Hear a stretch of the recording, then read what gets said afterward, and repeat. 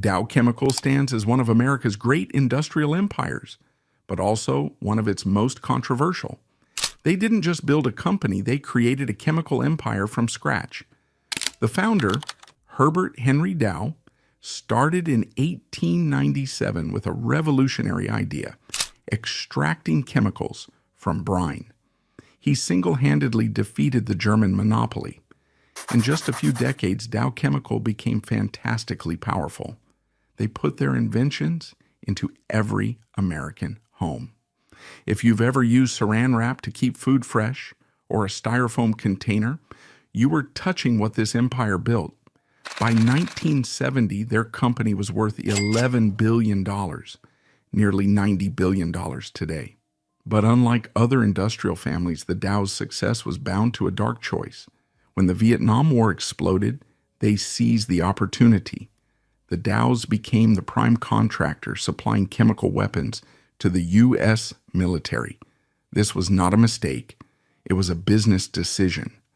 They produced napalm, the weapon that burned everything it touched.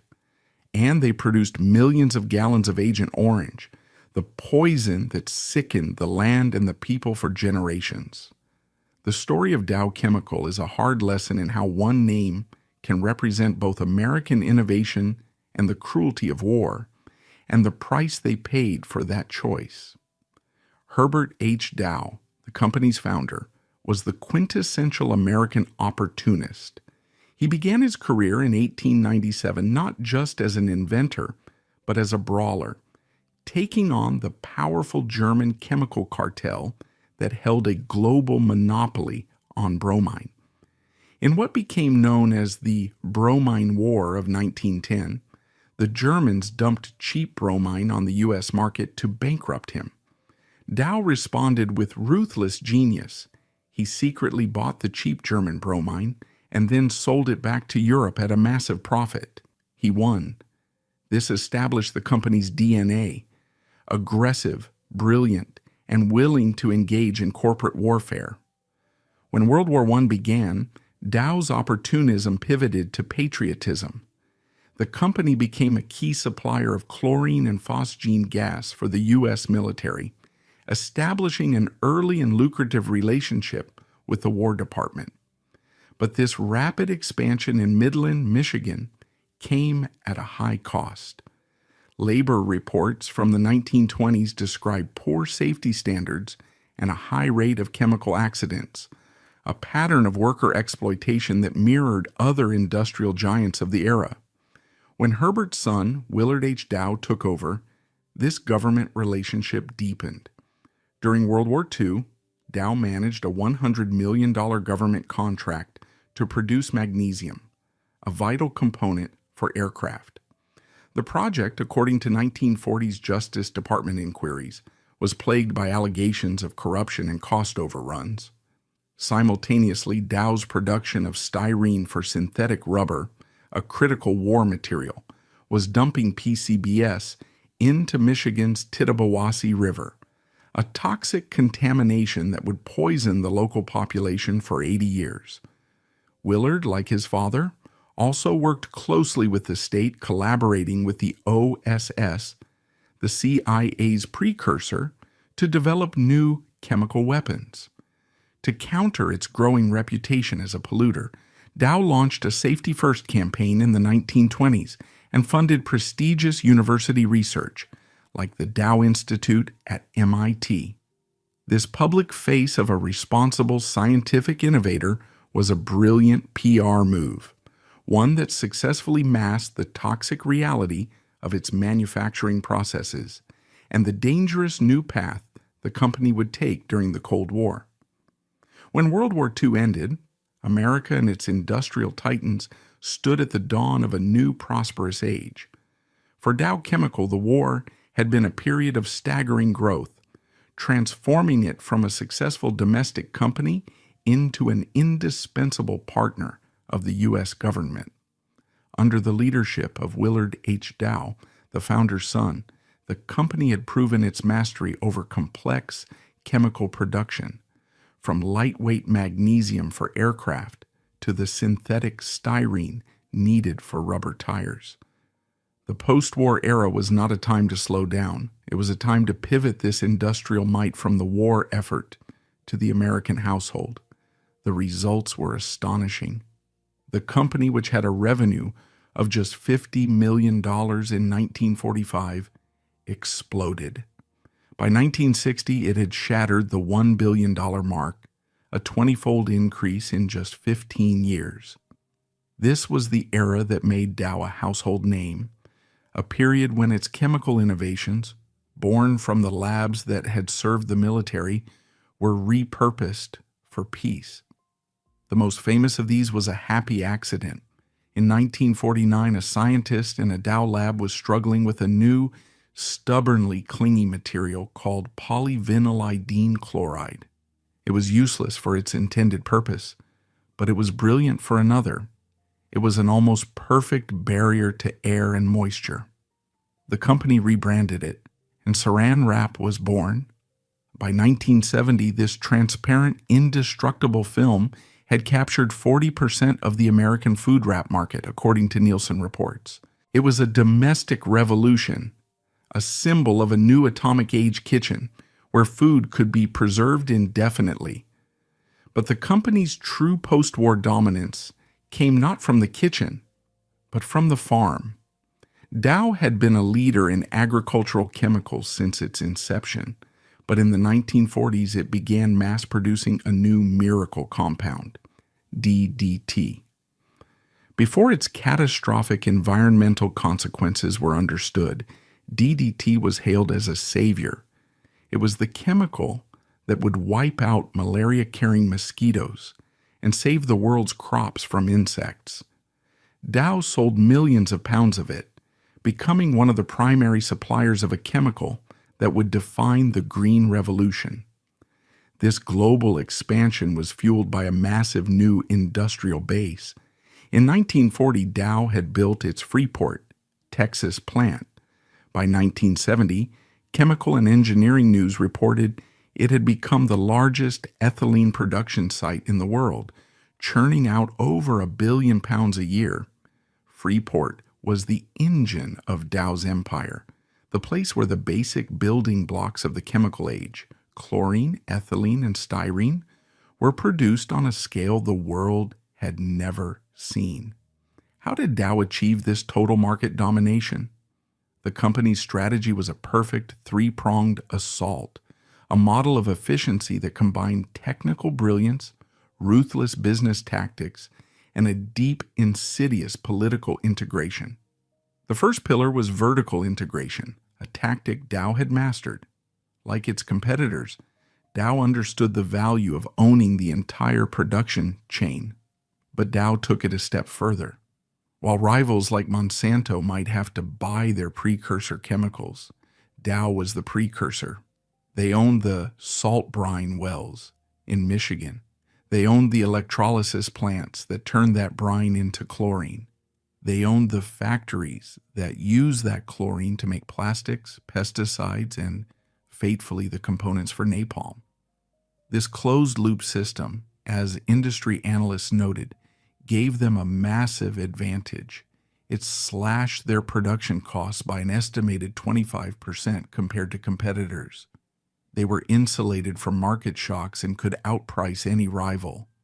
When the U.S. government came looking for a company to mass-produce complex chemical weapons, they found only one company that controlled every single piece of the supply chain, from the salt in the ground to the poison in the barrel. The second pillar was political integration. Dow was not just a contractor, it was a partner. Willard H. Dow had served as a trusted advisor to President Truman in the 1940s, helping to shape post-war industrial policy. This relationship was formalized under the next generation of leadership. CEO Leland Doan, who ran the company during the 1960s, understood that in the new Cold War era, the most important contracts were not commercial, but military. Dow became one of the most powerful and effective lobbyists in Washington. As documented by Open Secrets, the company was spending over $100,000 a year. In the 1970s, a massive sum for the time, to influence politicians, and more importantly, to embed itself within the Pentagon's procurement process. They didn't just bid on contracts, they helped write them. They positioned themselves as patriotic partners, the arsenal of democracy translated into chemical form. This political work paid off. It led directly to the third and most profitable pillar of their business, weaponization. In 1965, the Vietnam War was escalating. The U.S. military had a problem. The Viet Cong were invisible, hidden beneath a dense, triple canopy jungle. The solution was chemical. The military needed two things: a way to burn the jungle down and a way to kill the plants that provided cover. Dow's sales team, backed by its powerful political lobbyists, had the answer for both. The first was napalm. Napalm, a jellied gasoline, had existed since World War II, but Dow perfected it.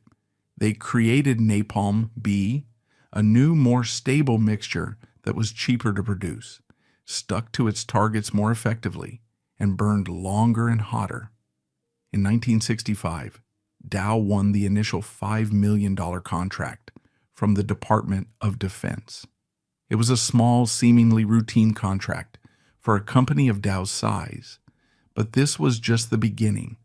As the war exploded, so did the demand for napalm. By 1967, Dow was the primary and soon the only producer of Napalm B for the U.S. military, eventually capturing 65% of the market. That small $5 million contract would swell into a financial windfall. According to Department of Defense reports, by 1973, Dow had produced 388,000 tons of the weapon. It was a roaring business success, but it was the second product that would truly define the company's legacy. The military didn't just want to burn the jungle. They wanted to kill it. They needed a defoliant, an herbicide of unprecedented power and scale. Again, Dow had the answer. Since the 1940s, Dow and other companies had been producing a powerful herbicide called 2,4,5-T. They knew from their own internal testing that this chemical was effective. They also knew, as internal documents would later prove, that a byproduct of its high-temperature manufacturing process was one of the most toxic substances known to science, dioxin. The U.S. military, desperate for a total defoliation solution, codenamed its program Operation Ranch Hand. The mission's motto was a chillingly direct, "Only you can prevent forests." They needed a chemical cocktail that could be sprayed from airplanes, one that would kill everything it touched. The solution was a 50-50 mixture of two herbicides, 2,4-D and 2,4,5-T. This mixture was given a color-coded name based on the barrels it was shipped in. It was called Agent Orange. In 1961, the U.S. government, through the Department of Defense, began issuing massive procurement contracts for Agent Orange. Dow Chemical, with its political connections and its total vertical integration, was in the perfect position to profit. They became the largest and most significant contractor for the program. U.S. Veterans Affairs reports would later confirm that Dow produced 11 million gallons of Agent Orange, accounting for 42% of the total supply, a contract worth tens of millions of dollars. This was the ultimate business tactic. Dow had successfully turned its expertise in agricultural chemicals into a multi-million-dollar military contract. But this decision was made with a terrible secret knowledge. This pattern of profiting from toxicity was not an isolated incident. It was a strategy that the company had been honing for decades. While Agent Orange was its most infamous product, its domestic operations were just as ruthless. Since the 1930s, Dow's Midland, Michigan plant had been producing a range of industrial chemicals, including PCBs, polychlorinated biphenyls. These miracle compounds were used in everything from electrical transformers to paints. They were also incredibly stable. meaning they did not break down in the environment. And they were, as Dow's own scientists knew, highly toxic. For decades, from the 1930s to the 1970s, Dow's factory systematically dumped PCB waste and other dioxin-related byproducts directly into the Tittabawassee River, the primary waterway for the entire region. The company's business model treated the river as a free private sewer. The U.S. Environmental Protection Agency, EPA, would later in the 1980s discover the horrific consequences. They found a dioxin plume extending for 50 miles downstream from the plant, contaminating the floodplains, the fish, and the homes of 10,000 local residents.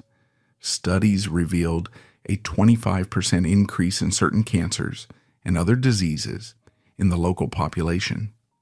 The legal challenges that followed this discovery were a preview of the Agent Orange fight. Dow's lawyers engaged in a decades-long battle of denial and delay. They challenged the EPA's science. They argued that the dioxin was not that harmful or that it had come from natural sources like forest fires. It was the same playbook: deny the science, protect the profits, and delay accountability. This was the company that by 1965 had achieved total market dominance. It was a colossus built on a foundation of brilliant science and ruthless business. Its products like saran wrap and styrofoam were in every home. Its agricultural chemicals were in every field. And its most profitable new products, napalm and Agent Orange, were now being unleashed on the jungles and villages of Vietnam. The rise of Dow Chemical was complete, built on a business strategy that was about to be exposed in the most brutal way possible to the entire world. The Vietnam War was not just a ground war, it was a chemical war. It was a conflict where, in the eyes of U.S. military planners, the primary strategic challenge was the environment itself. The triple canopy jungle was the enemy's greatest ally. It was a fortress that provided cover, a pantry that provided food, and a superhighway for troops and supplies. To win the war, the Pentagon decided they must first win the war against nature. This decision, born in the boardrooms of the RAND Corporation and the air-conditioned offices of the Pentagon, would unleash a chemical apocalypse on Southeast Asia. And the company that provided the tools for this apocalypse was Dow Chemical. Dow's two miracle products, napalm and Agent Orange, would become the defining symbols of the war's brutality. They were not just weapons, they were ecocide, tools designed to destroy the land's very ability to support life. The first and most visible of these was napalm. Napalm, a jellied gasoline, was a terror weapon. Its stated military purpose was to clear landing zones in the jungle and destroy enemy bunkers.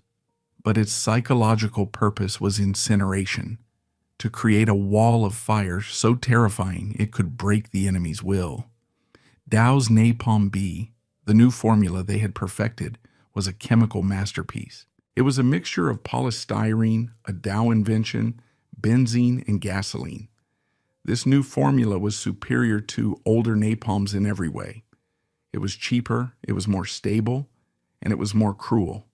It would stick to any surface, including human skin, and burn at over 2,700 degrees Fahrenheit, 1,500 degrees Celsius. It could not be extinguished. Water only made it burn harder. Trying to wipe it off only spread the fire. From 1965 to 1973, American B-52 bombers in missions like Operation Rolling Thunder dropped 388,000 tons of napalm, for which Dow was the primary producer on Vietnam, Laos, and Cambodia. The human cost was unimaginable. This was not a smart weapon. It was dropped from 30,000 feet, engulfing entire villages, rice paddies, and roads in a single indiscriminate sea of fire. Survivor accounts collected by the United Nations in 1972 are a vision of hell. They describe a rain of fire falling from the sky, a liquid flame that stuck to their children, their homes, their livestock. They describe people leaping into rivers only to find the napalm floating on the water's surface, still burning. The medical effects were catastrophic. Those who did not die instantly were left with third-degree burns across their bodies. The gel would melt flesh, fusing it to the bone. Dr. John Constable, a Harvard surgeon who volunteered in Vietnamese hospitals, described treating children whose faces had been melted into a single mass of scar tissue, their eyelids fused shut, their lips burned away. This was the weapon Dow was mass-producing in its American factories, and it was this weapon that, for the first time, brought the horror of the war directly into the American living room. In 1972, a young Associated Press photographer named Nick Oot was at the scene of a napalm strike on the village of Trang Bang. He saw a group of children running, screaming down a highway. Among them was a 9-year-old girl, Phan Thi Kim Phuc, who had ripped off her burning clothes. Her arms were outstretched, her mouth open in a silent scream. Oot's photograph, which would become known as the Napalm Girl, was transmitted around the world. It won the Pulitzer Prize. But more importantly, it did what years of protests had failed to do. It gave a human face to chemical warfare. It was the face of a 9-year-old girl, burned and running directly toward the camera. When asked about the image and about his company's role in creating the weapon that did this, Dow's CEO, Carl Gerstacker, gave the answer that would define the company's moral stance for decades. In 1967, he stated, "Our only crime is that we have been a prime contractor. We have a contract. We are not a moral entity." But the image of Kim Phuc was too powerful. The public pressure and the growing protest movement became too great. In 1969, Dow, seeing the public relations nightmare unfolding, chose not to renew its napalm contract. It was a business decision. The contract, which had swelled to over $100 million in total, had become more trouble than it was worth. But by then, the damage was done. Dow's name was, and would forever be, synonymous with the rain of fire. And yet, as horrific as napalm was, it was the second weapon that would inflict the most lasting generational damage. This was the silent weapon, Agent Orange. Agent Orange was the silent killer. While napalm announced itself with a roar and a fireball, Agent Orange arrived as a fine, oily mist, drifting down from C-123 provider aircraft flying in low formation. The missions were codenamed Operation Ranch Hand, and their motto, a chilling corruption of Smokey Bear, was, "Only you can prevent forests." Between 1961 and 1971, these planes flew thousands of sorties, spraying 20 million gallons of tactical herbicides over South Vietnam. This chemical campaign, as documented by the Veterans Administration, destroyed 5 million acres of jungle and rice paddies, an area roughly the size of the state of Massachusetts.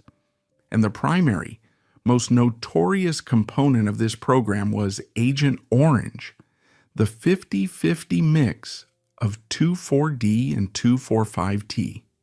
Dow Chemical was the largest and most significant producer, supplying 11 million gallons of the chemical to the U.S. military. The stated purpose was defoliation. The actual purpose was starvation and forced urbanization. By killing the jungle, the U.S. military eliminated the Viet Cong's cover.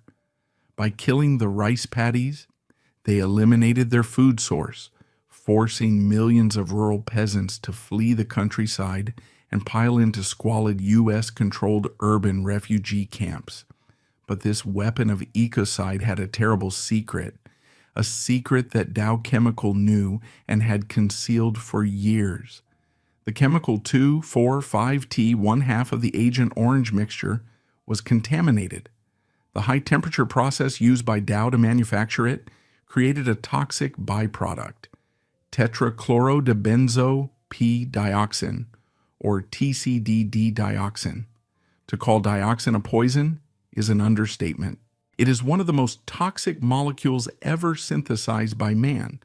It is a powerful carcinogen, a hormone disruptor, and a teratogen, a substance that causes catastrophic birth defects. Dow knew.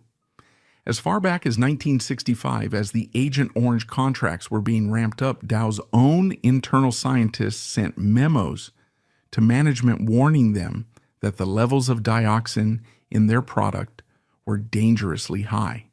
They warned that this was perhaps the most toxic molecule ever synthesized by man. The company was at a crossroads. They had two choices. They could implement a new low-temperature manufacturing process that would dramatically reduce the dioxin contamination, but it would be expensive and slow down production, putting the lucrative government contracts at risk. Or they could do nothing. Dow's management, in a decision that would come to define its moral legacy, chose to do nothing. They chose the business tactic of silence and willful ignorance. They continued to produce Agent Orange using the hot method, creating a product that was, by some estimates, contaminated with dioxin at levels thousands of times higher than was safe. They put this poison into orange-striped barrels and shipped it to the U.S. Air Force, never once disclosing the true, horrific nature of the contamination to the government or the soldiers who would be handling it. The tragedy in Vietnam unfolded in two waves. The first was the immediate impact on the landscape. The ranch hand planes would fly over, and within days the lush, vibrant green of the jungle would turn brown, then black. The leaves would fall, and the massive ancient trees would die, leaving behind a skeletal, haunted forest. The soil was poisoned. The animals that lived in the jungle died. The rivers that flowed through it were contaminated. The second wave was the human one.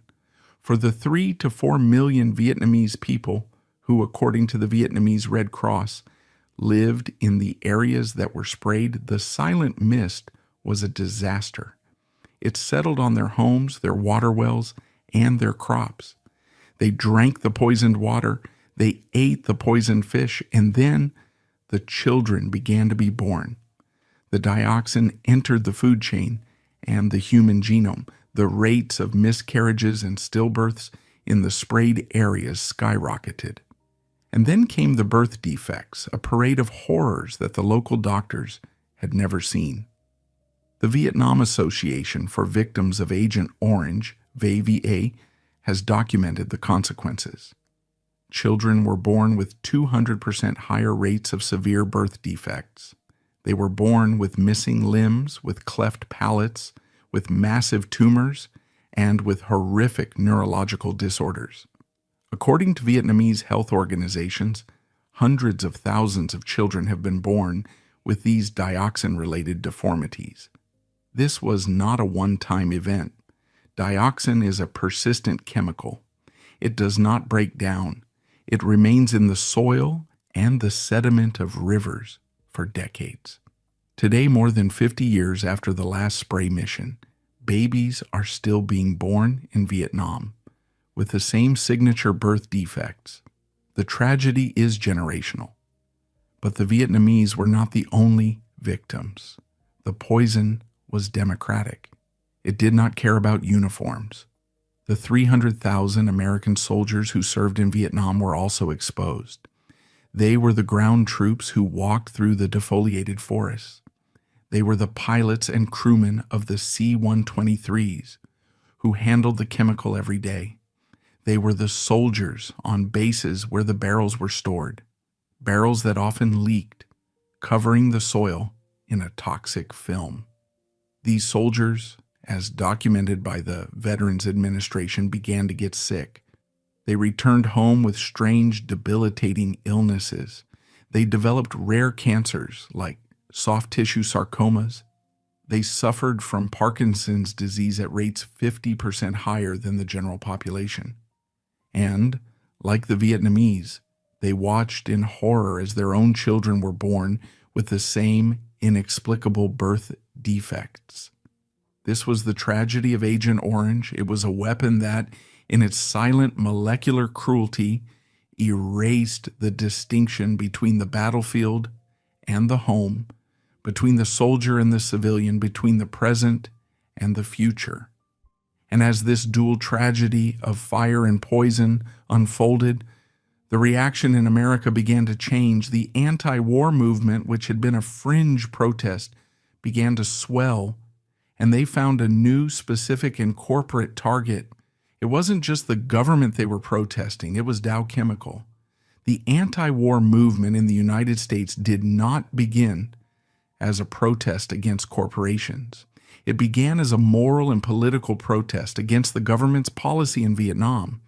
But as the 1960s wore on, and the news from the front lines became more horrific, this began to change.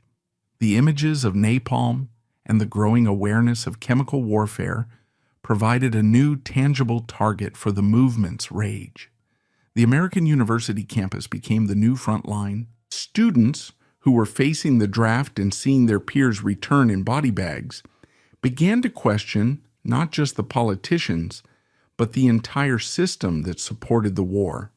And they discovered that the system had a very clear corporate presence right on their own campuses. Dow Chemical's recruitment program. In the mid-1960s, Dow Chemical was one of the most desirable employers for young chemistry, engineering, and business graduates. Their campus recruiters would visit universities like Harvard, the University of Michigan, and the University of Wisconsin to find the best and the brightest. In 1966, this routine process became a flashpoint. Students, increasingly aware of Dow's role as the primary manufacturer of napalm, began to organize. The protest was no longer an abstract march in Washington. It was a direct confrontation. The slogan, "Dow makes napalm," became a rallying cry. At Harvard University in 1966, students staged one of the first major sit-ins against a corporate recruiter. When the Dow representative arrived on campus, he was met by hundreds of protesters who physically blockaded the interview room, effectively shutting down the recruitment drive. This tactic spread like wildfire. At the University of Wisconsin in 1967, a similar protest to block Dow recruiters exploded into violence. The university administration, caught between student outrage and their corporate partners, called in the city police. The resulting Dow riot saw police in riot gear use tear gas and clubs on their own students, a brutal confrontation that was broadcast on national news, further galvanizing the anti-war movement. At the University of Michigan, Dow's home state, the protests were especially personal. Students at the Michigan in the World exhibit have documented how thousands of students protested, burning their Dow recruitment cards in public and holding teach-ins about the chemical composition of napalm and the company's war crimes. This was a new kind of war, a war for public opinion, and Dow was losing it. The company's public relations response was a disaster. CEO Carl Gerstacker's 1967 statement that Dow was not a moral entity and was just fulfilling its contract was seen as the height of corporate arrogance. It confirmed everything the protesters were saying, that Dow was a faceless, amoral machine, profiting from human suffering. The protests had a real financial impact. By 1969, the constant negative press, the campus-wide boycotts, and the fact that their recruiters were now, quite literally, afraid for their physical safety, had taken a toll. Dow's board, according to Forbes, estimated the napalm contract, while profitable, was now a 5% loss in terms of its global brand damage and the immense cost of security. In 1969, citing business reasons, Dow announced it would not renew the napalm contract. It was a victory for the protest movement. They had successfully targeted a multi-billion-dollar corporation and forced it to change course. But the victory was hollow. While the protests had focused on the visible horror of napalm, the invisible horror of Agent Orange continued, largely unabated and unknown to the public, for 2 more years. The legacy of this period was profound. Dow's deadly inventions had not only caused a generational catastrophe in Vietnam, they had also fundamentally changed the nature of protest in America. The company had, against its will, taught an entire generation to see the link between corporate profit and military policy. The war would eventually end, but for Dow, the fight was just beginning. The napalm protests of the 60s would give way to the Agent Orange lawsuits of the 80s. And the student protests, once thought to be a relic of the Vietnam era, would find new life. As documented by the Yale Daily News in 2023, students today are still protesting Dow, not for napalm, but for its role in the climate crisis and its continued pollution. The deadly inventions of the Vietnam War had created an echo of protests that the company can still hear 50 years later. When the last U.S. combat troops left Vietnam in 1973, Dow Chemical and the American government believed the war was over.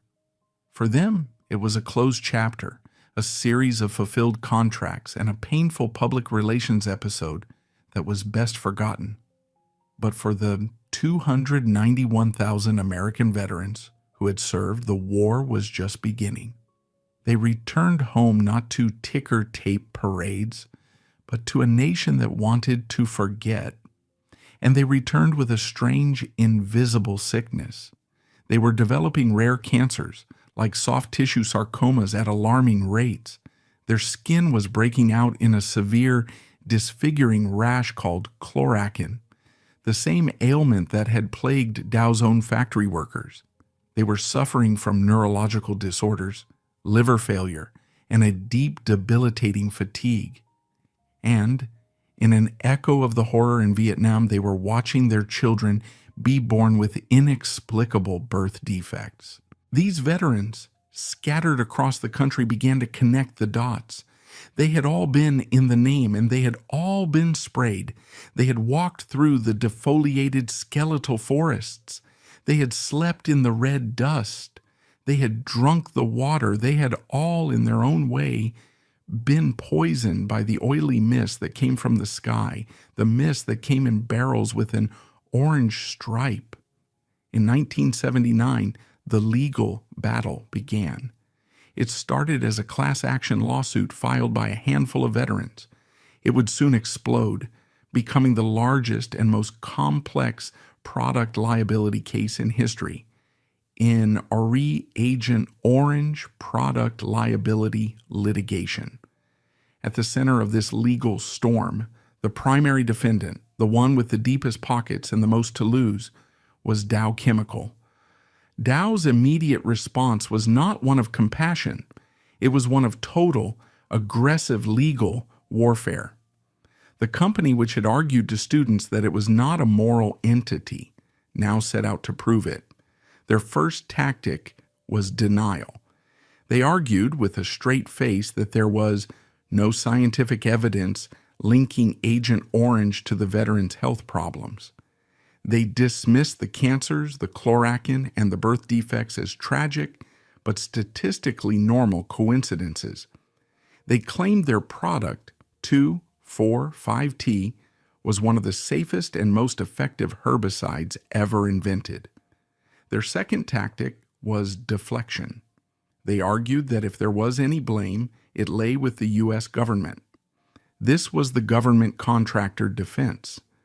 Dow argued that they were simply following orders. They had a contract. The government had ordered the chemical, specified the chemical, and in fact had been the one to spray it. How, they asked? Could a private company be held liable for a tactical decision made by the military in a time of war? It was a brilliant legal shield. It wrapped the corporation in the American flag, turning a product liability case into a question of national sovereignty and military authority. But this shield began to crack. The veterans' lawyers, led by a small, tenacious group, began the discovery process. They began demanding Dow's internal documents. And this is where the dioxin cover-up was exposed. Dow's lawyers fought tooth and nail to keep these documents sealed, claiming they were trade secrets. But in 1983, a judge in the New York court, Judge Jack B. Weinstein, forced their hand. He unsealed the memos. The documents were a smoking gun. They proved, in Dow's own words, that the company had known about the dioxin contamination since at least 1965. The memos, as detailed by corpresearch.org, showed that Dow's own scientists had warned management that their product was contaminated with the most toxic chemical we have ever encountered. They proved that the company had known about the chloracin in their own workers. Most damning of all, they proved that Dow had actively concealed this information from the U.S. government, while the company's lawyers were in court arguing that they were just following orders.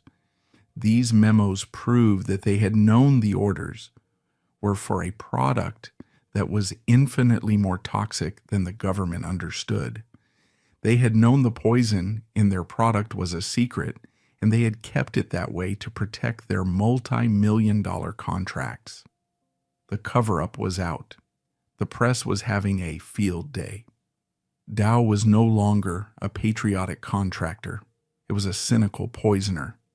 With their legal defenses crumbling and a jury trial looming, a trial that would see thousands of dying veterans and their deformed children paraded in front of a jury, Dow and the other 6 chemical companies, including Monsanto and Diamond Shamrock, were forced to the negotiating table. On May 7, 1984, in a marathon last-minute session, they reached a deal. Judge Weinstein, eager to avoid a trial that could clog his court for a decade, pushed both sides into a settlement. The chemical companies agreed to pay $180 million into a fund for the 291,000 veteran plaintiffs. It was, at the time, the largest class action settlement in history. For the veterans, it felt like a victory. They had forced one of the most powerful corporations in the world to pay, but for Dow, it was a financial masterpiece. First, the $180 million was a bargain. Dow's share was $93 million, a sum that, while large, was a fraction of their annual profits. It was a manageable business expense. Second, and most importantly, the settlement contained no admission of liability. Dow paid the money, but they were not, in the eyes of the law, guilty of anything.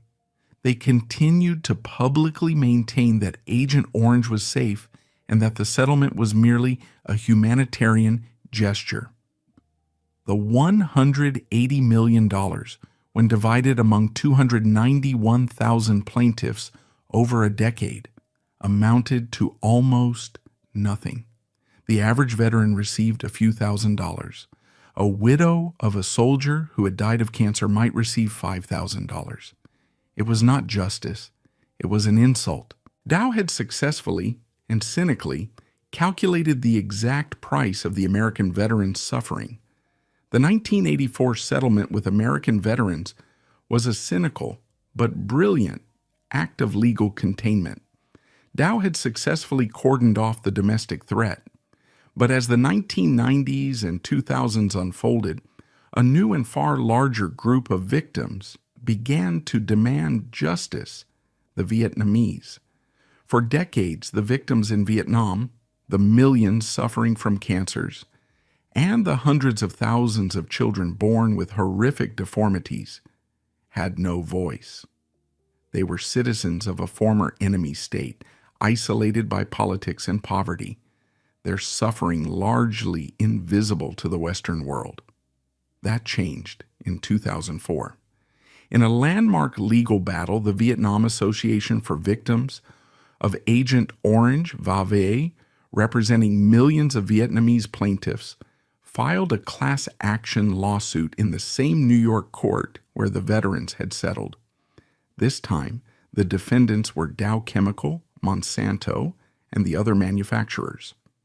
The VAVA lawsuit was not just a plea for compensation. It was a demand for historical justice. The plaintiffs argued that the use of Agent Orange, particularly with its known dioxin contamination, was not a legitimate act of war. They argued it was a war crime, a violation of international protocols like the Geneva Convention, which prohibits the use of chemical weapons, especially those that do not distinguish between soldiers and civilians and cause superfluous injury. This lawsuit put Dow in a terrifying new legal jeopardy. If a U.S. court agreed that Agent Orange was a chemical weapon, the government contractor defense would evaporate. A company cannot be ordered to commit a war crime. Dow's legal team, faced with this existential threat, deployed their most powerful and ruthless tactics. Their primary strategy was jurisdictional. They argued, as they had in the Union Carbide case, that a U.S. court was the wrong forum. They also argued that the Vietnamese plaintiffs, as citizens of a foreign communist government, had no standing to sue in an American court. But their most chilling argument was a direct assault on the war crime claim. Dow's lawyers, in an argument that shocked international observers, stated that the Geneva Protocol did not apply to herbicides. They argued that Agent Orange was technically just a very strong weed killer. Its purpose was to kill plants, not people. The fact that millions of people were poisoned, got cancer, and had deformed children was, in their legal framework, an unfortunate but incidental consequence of a legitimate military operation. Furthermore, they argued that since the U.S. government itself had never ratified the 1975 update to the Geneva Protocol, which explicitly banned herbicides in warfare, their actions were perfectly legal at the time. In 2005, Judge Jack B. Weinstein, the very same judge who had presided over the veterans' 1984 settlement, ruled on the case. He dismissed the Vietnamese lawsuit in its entirety. He agreed with Dow. He ruled that Agent Orange was not a poison under international law.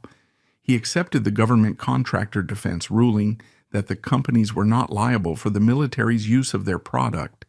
And in a final devastating blow, he ruled that the 1984 Veterans Settlement had, in effect, already settled the issue of Agent Orange's toxicity, and no new claims could be brought. The ruling was a total victory for Dow Chemical. The U.S. legal system had officially declared that the poisoning of 3 million Vietnamese civilians and the generational legacy of birth defects was not a crime. It was a political question, not a legal one. The appeal was subsequently rejected in 2008. While Dow was winning this total victory in the courtroom, it was still losing the war for public opinion, which was being waged on the same university campuses that had erupted 2 decades earlier. The anti-Dow protest movement, which had been born from the napalm boycotts of 1966, did not die after the war. It simply evolved. The students of the 1960s and 70s had successfully made Dow a pariah, forcing it to withdraw its recruiters from over 50 universities, including its home state school, the University of Michigan, in 1967. But the students of the 2000s and 2010s inherited this legacy. For them, Dow was not just a war criminal. It was now one of the world's largest corporate polluters. They protested Dow for the dioxin plume in the Tittabawassee River. They protested Dow for its massive carbon footprint and its role in climate change. They protested Dow for its acquisition of Union Carbide in 2001, a move that made Dow legally responsible for the Bhopal disaster, which it continued to deny. The lawsuits and the protests, while failing to secure a legal victory, had succeeded in one thing. They had permanently fused the name Dow with the concepts of dioxin, pollution, and corporate malfeasance. The company's legal scandals and the public's protest movement had become a permanent, self-perpetuating feedback loop. Every time Dow's lawyers won in court by denying science, the public's outrage grew. This created a massive systemic problem for the company's brand. The name Dow was toxic. This reputational crisis was not just a public relations problem. It was a direct threat to the company's future. Dow's entire business model relied on recruiting the next generation of top-tier scientists, chemists, and engineers from the world's best universities. But the protest movement, born in 1966 and re-energized in the 2000s, was actively working to sever that pipeline. The scandals had become cumulative. Students at universities like Yale, Harvard, and the University of Michigan were no longer just protesting Agent Orange. They were protesting a corporate entity they saw as fundamentally corrupt. A 2023 protest at Yale University, as documented by the Yale Daily News, showed how deep this generational anger ran. Students were protesting Dow's sponsorship of environmental and scientific programs at the university. They argued that accepting Dow's money was greenwashing, a cynical attempt by the company to use Yale's prestige to launder its reputation. They were protesting the Tittabawassee River dioxin plume in Michigan, a contamination Dow had hidden for decades and was still fighting in court to avoid cleaning up. They were protesting Dow's climate change footprint, as the company remained one of the world's largest producers of plastics and greenhouse gas-emitting chemicals. And, crucially, they were protesting Dow's 2001 acquisition of Union Carbide. This single business deal, which Dow saw as a strategic merger, was seen by the activists as a moral catastrophe. It meant that Dow, the company that poisoned Vietnam, had now also become the company that had gassed Bhopal. Dow, by acquiring Carbide, had inherited its legal and moral responsibility for the 1984 Bhopal disaster, a responsibility it was fighting in Indian courts with the same tactics of denial and delay it had used for Agent Orange. The scandal was now complete. The legal battles over Agent Orange had not delivered justice, but they had successfully exposed Dow's playbook. They had proved the company's willingness to conceal scientific data, to lie to the government, and to prioritize profit over human life.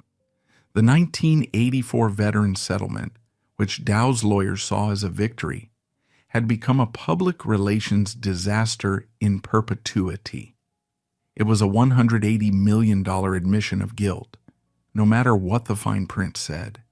The failed 2004 Veava lawsuit, while a legal win for Dow, was a moral disaster.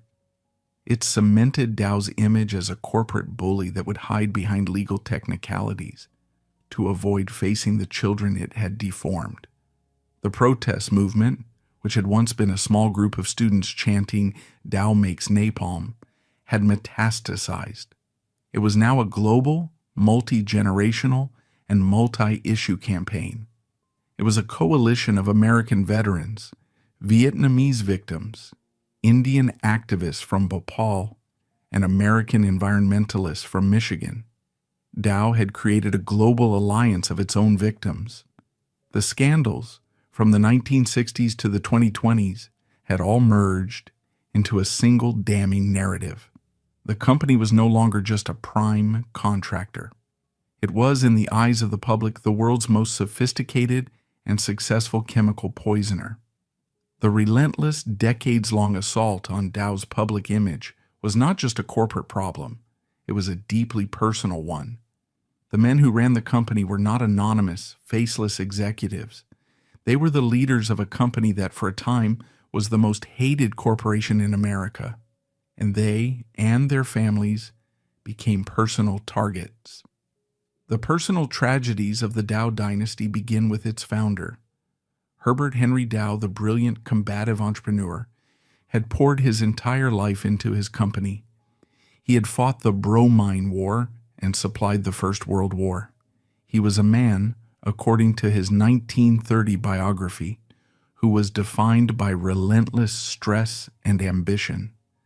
He died in 1930 at the age of 64, not from a chemical accident, but from cirrhosis of the liver, a death his contemporaries linked to the immense crushing pressure of building his chemical empire. His son, Willard H. Dow, inherited this burden. Willard successfully guided the company through the Great Depression and the massive expansion of World War II. He was the one who managed the secret magnesium and styrene contracts. He was the one who collaborated with the OSS. He was, by all accounts, as driven as his father. In 1949, Willard Dow was killed. His death was not in a boardroom. It was in a fiery plane crash, in a winter storm, while on his way to a business meeting. The man who had built a chemical empire dedicated to war had died, in a sense, in service to it. But the most public and most visceral personal tragedy was that of Carl Gerstacker. Gerstacker was CEO during the 1960s, the man at the helm when the napalm contracts were signed and the student protests exploded. He was the one who had to answer for the napalm girl. He became, for a generation of anti-war protesters, the human face of the merchants of death. Gerstacker was not a reclusive figure. He was a proud public-facing CEO, and as a result, he became a personal target. He wasn't just protested, he was hunted. As documented in PBS's American Experience in 1968, Gerstacker, a proud alumnus of the University of Michigan, was on a college campus to give a speech. He was met by a mob of students. They didn't just shout slogans, they pelted him with paint bombs and physically chased him off the campus.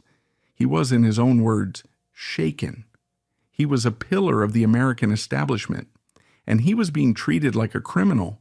This personal, visceral rejection by the very generation he was trying to recruit was a profound blow, one that was reportedly instrumental in the 1969 decision to finally drop the napalm contract. This relentless pressure had a profound long-term effect on the corporation. The company's name, Dow, was now toxic. It was a liability. This led to a series of internal disputes and ultimately a strategic dissolution of the very identity the Dow family had built. The first crack came from within.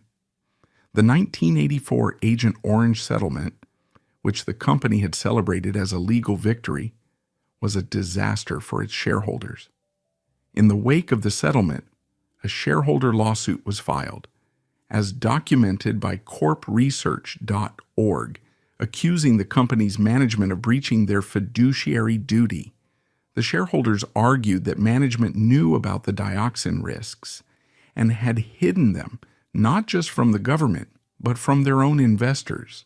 This reckless, immoral decision had now exposed the company to billions in liability, tanked the stock price, and permanently damaged the brand. Dow, to avoid another public trial, quietly settled this shareholder suit for $10 million. The company was now paying fines for its own cover-up. But the real threat came from a new generation of investors. By the 2000s, the conglomerate model that Dow had perfected was out of fashion. Wall Street no longer wanted a single massive company that did everything. They wanted specialized, lean companies. And they saw Dow, with its massive, complex portfolio of plastics, agricultural chemicals, and industrial products, as a fat, slow-moving target. In 2014, a new kind of enemy appeared, the activist investor. A hedge fund named Third Point, run by the notoriously aggressive billionaire Daniel Loeb, took a massive stake in Dow. Loeb's argument was simple. Dow's leadership was incompetent.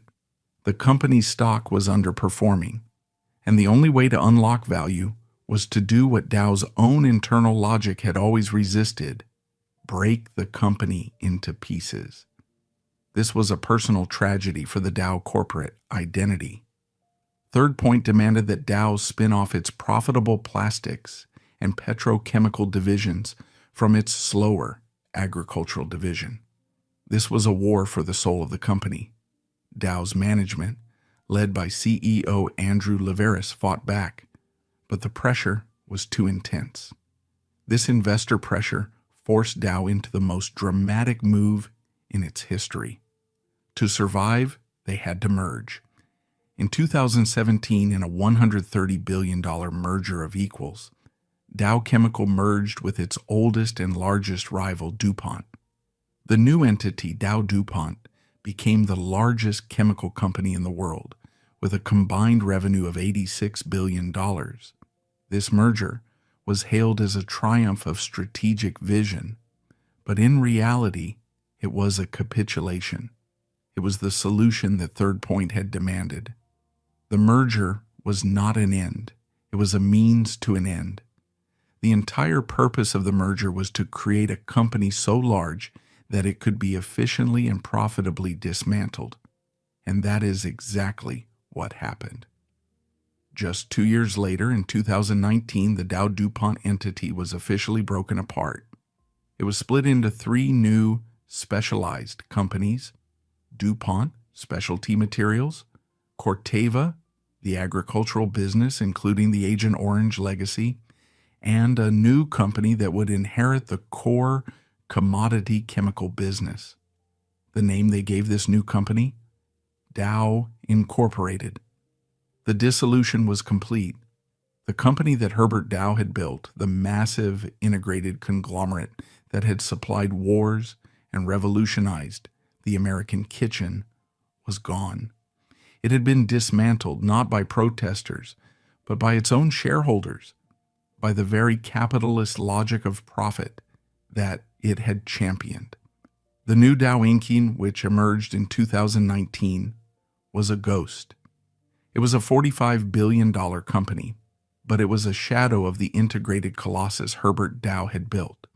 The original Dow Chemical, the company that had produced both the Saran wrap for the kitchen and the Agent Orange for the jungle, was dead. It had been killed by activist investors who saw its sins not as a moral problem, but as a financial inefficiency. This corporate dissolution was the final personal tragedy for the Dow legacy, but it was also the ultimate corporate response. Faced with a name that was, in the public mind, synonymous with napalm, dioxin, and Bhopal, the company had been fighting a losing war for its own reputation for 50 years. The protests, the lawsuits, and the shareholder revolts had all taken their toll. The brand was toxic. In 2006, in the years before the final dissolution, the company had launched its most expensive and cynical attempt to solve this problem. It was a $100 million advertising campaign called The Human Element. This campaign was a masterpiece of public relations and a chilling window into the company's soul.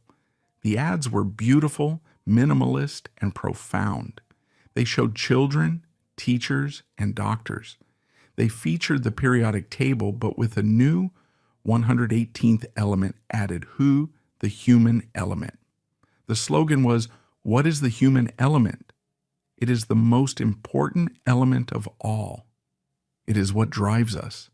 It is the element that, when combined with the elements of science, can solve the world's problems. At Dow, we are looking for the human element." This was not just an advertisement. It was a corporate exorcism. After 50 years of being told they were an immoral entity, a merchant of death, that had gassed Vietnam and Bhopal, Dow's response was to rebrand humanity itself. They were attempting to co-opt the very concept of humanism that the protesters had used against them. They were saying that they were the true humanists, the ones using science to solve human problems like clean water and climate change. The $100 million campaign was a desperate, brilliant attempt to wash the blood off the name Dow. It was an effort to make the public forget napalm, to forget Agent Orange, to forget the Tittabawassee River, and to forget the children of Vietnam and Bhopal. It was a public declaration that the new Dow was a moral entity after all. This PR campaign was the sister strategy to the final corporate dissolution. The company was fighting a war on two fronts. On Wall Street, it was dismantling its physical body to appease investors. And on television, it was spending $100 million to build itself a new soul. The final corporate response, therefore, was not one of accountability. It was one of obfuscation. To the American veterans, the company's response was the $84 million it contributed to the 1984 settlement fund, a sum they still describe as a humanitarian gesture, not an admission of guilt. To the people of Vietnam, the company's response has been a wall of silence. Dow has consistently refused to pay a single dollar in compensation to the Vietnamese victims. They hide behind the 2005 U.S. court ruling that declared Agent Orange was not a poison. To this day, Dow's official position is that their only role was fulfilling a government contract, and that the responsibility for the cleanup and the health care of the victims lies solely with the U.S. and Vietnamese governments.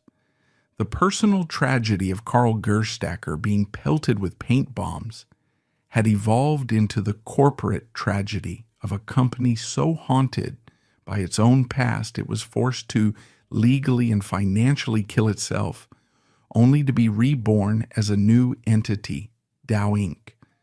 This new entity, cleansed by Wall Street spin and a $100 million PR campaign, continues to operate, its human element logo now standing as the final cynical monument to the millions of human lives its predecessor destroyed. The sheer scale of the Agent Orange tragedy and the depth of the corporate cover-up has fueled decades of conspiracy theories. The most potent of these, as detailed in documents unsealed in the 1984 veterans' lawsuit, is hardly a theory. It is the documented fact that Dow's management knew about the dioxin contamination in the 1960s, and some evidence suggests as early as the 1940s, and actively concealed it from the government to protect their contracts. Other rumors persist of a deeper link, a collaboration with the CIA in developing chemical weapons that went far beyond mere contracting. But the true global influence of Dow Chemical is not a secret plot. It is a public, historical fact. Dow's production of napalm and Agent Orange was so horrific, it fundamentally changed international law. The images of Kim Phuc and the data from Vietnam were a direct catalyst for the 1993 Chemical Weapons Convention, which banned the use of such agents in warfare. The company's deadly inventions had in effect forced the world to draw a new moral line in the sand. Its domestic influence was just as profound. Dow's funding of university programs, such as the Dow Chemical Endowments at over 50 U.S. schools, ensured its influence on the next generation of scientists, even as protesters gathered outside. Ultimately, historians, as noted by sources like PBS and Britannica, argue that a simple conspiracy narrative misses the point. The Dow tragedy was a systemic failure. It was the inevitable result of a system that prioritized wartime production and corporate profit above all else. Dow's legacy is not a mystery. It is a painful lesson in corporate responsibility versus wartime ethics. This lesson led directly to the 2001 Stockholm Convention, a global treaty that specifically banned the persistent organic pollutants, POPs, that Dow had championed, including dioxin and PCBs. The fight continues as modern BDS, boycott, divestment, sanctions, movements on college campuses today prove that for a new generation, the name Dow is still synonymous with the poison it unleashed.